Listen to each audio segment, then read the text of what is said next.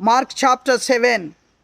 Then came together unto him the Pharisees and certain of the scribes which came from Jerusalem. And when they saw some of his disciples eat bread with the defiled, that is to say, with unwashed hands, they found fault. For the Pharisees and all the Jews, except they wash their hands oft, they eat not. For the Pharisees and all the Jews, except they wash their hands oft, eat not, holding the tradition of the elders. And when they come from the market, except they wash, they eat not. And many other things there be, which they have received to hold, as the washing of cups and pots, brazen vessels, and of tables. Then the Pharisees and scribes asked him, Why walk not thy disciples according to the tradition of the elders, but eat bread with unwashed hands? He answered and said unto them, Well hath Isaiah prophesied of you, hypocrites, as it is written, This people honoureth me with their lips, but their heart is far from me. Howbeit in vain do they worship me, teaching for doctrines the commandments of men, for laying aside the commandment of God, to hold the tradition of men, as the washing of pots and cups, and many other such like things you do.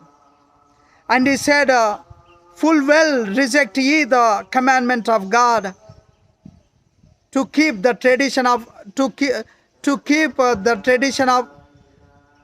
And he said unto them, Full well ye reject the word of God, to keep the tradition of And he said unto them, Full well ye reject the commandment of God, that you may keep your own tradition. For Moses said, Honor thy father and thy mother, and whosoever curseth father or mother, let him die the death. But you say, If a man shall say to his father or mother, It is korban, that is to say, a gift, by whatsoever thou mightest be profited by me, he shall be free. And you suffer him no more to do out for his father or his mother, making the word of God none effect through your tradition which ye have delivered, and many such like things ye do. And when he had called all the people unto him, and he said unto them, Hearken unto me, every one of you, and understand.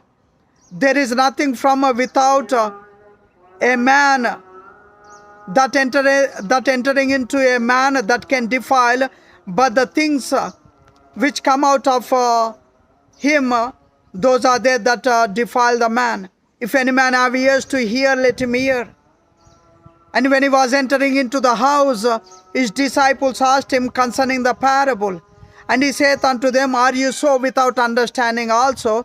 Do you not perceive that whatsoever a thing from without entereth into a man, that it cannot defile him, because it entereth not into the heart, but into the belly, and goeth out into the draught, purging all meats? And he said, That which cometh out of the man, that defileth the man. For from within, out of the heart of man, proceed evil thoughts, adulteries, fornications, murders, thefts, covetousness, wickedness, deceit, lasciviousness, an evil eye, blasphemy, pride, foolishness. All these evil things come from within and defile the man. And from thence he arose and went into the border of Tyre and Sidon, and entered into an house, and would have no man know it, but he could not be hid.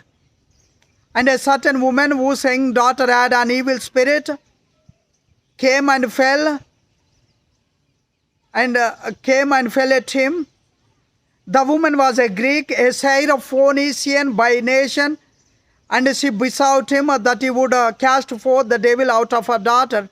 But Jesus said unto her, Let the children first be filled, for it is not meet to take the children's bread and to cast it unto the dogs. And the woman answered and said unto him, Yes, Lord, yet the dogs under the table eat the children's crumbs. And he said unto her, For this saying, go thy way, the devil is gone out of thy daughter. And when she was come to her house, she found the devil gone out, and her daughter laid upon the bed. And again, departing from the coasts of Tyre and Sidon, he came unto the sea of Galilee, through the midst of the coasts of Decapolis. And they bring unto him a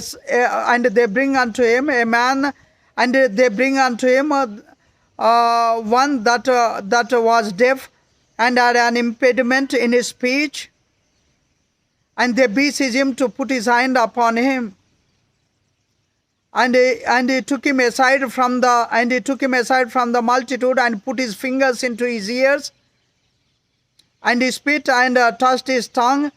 And looking up to heaven, he sighed and saith unto him, Ephphatha, that is, be opened. And straightway his ears were opened, and the string of his tongue was loosed, and he spake plain.